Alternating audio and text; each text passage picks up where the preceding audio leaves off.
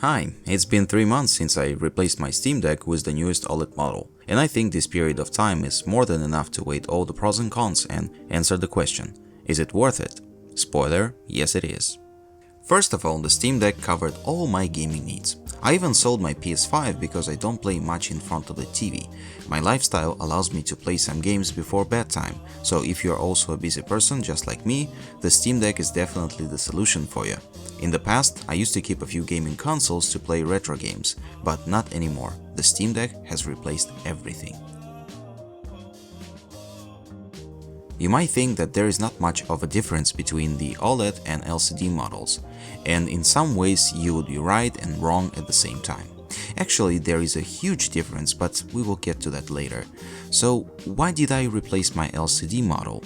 I had a huge problem when my deck froze at 400 MHz on the CPU and 200 MHz on the GPU, and it kept freezing like this. I tried replacing the thermal paste, but it turns out many people suffer from the same issue.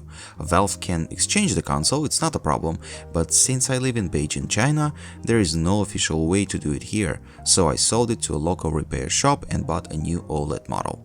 It was cheaper than sending it to Europe to my friends, then to the USA, and back to Europe before returning it to China. The day I got the new console, I unpacked it, and it felt like it's the same Steam Deck.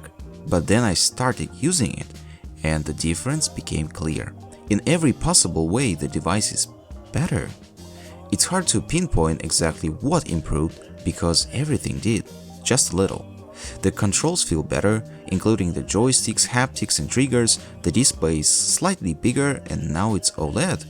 It's also lighter, generates less heat and noise, and overall provides smoother frame rates and better performance. The biggest change for me is the screen, of course. It's something that you notice first when you turn it on. Okay, the second thing, because the power button now red. But that doesn't make much difference. The screen is slightly bigger than the original deck. The resolution remains the same at 720p, but that doesn't hurt my eyes. You won't see pixels on such a small screen. Trust me, I am someone who always searches for pixels, but with the Steam Deck, I have no complaints. The most important part is the colors. Blacks look truly black and not bluish anymore. I tried every game I played on the original deck, and my opinion is that the OLED screen brings new life to old games even without changing graphical settings. Also, the touchscreen has improved. Now when I press the small button with my thumb on the screen, it registers 100% of the time. Oh yeah, and 90Hz refresh rate is amazing. It's a big upgrade. Then I was surprised by haptics, as there is a vibration when the Start logo appears. It's not the same as the haptics in the DualSense gamepad, but it's something close to it. The haptics are now felt throughout the device while you're holding the deck. Additionally, the haptics feedback on the touch bars is a whole new experience. Let me try to explain you how it feels. When you swipe or scroll on the bar, it feels like there is a mechanism inside, like a ball that actually spins. If you swipe more forcefully, the sensation of the mechanism rotating inside continues even after you lift your finger, slowly finishing its scrolling by inertia. The battery life has also improved. With the LCD model, I could play Cyberpunk for about 1 hour, but with the OLED model, it lasts for almost 2. Yes, it's great, but I still carry my power bank around. If you're curious about how well the Steam Deck performs and how long the battery lasts, you should check out this cool website called sharedeck.games. On there, you can find a list of games along with the specific settings that people use to play them and see what kind of performance they got.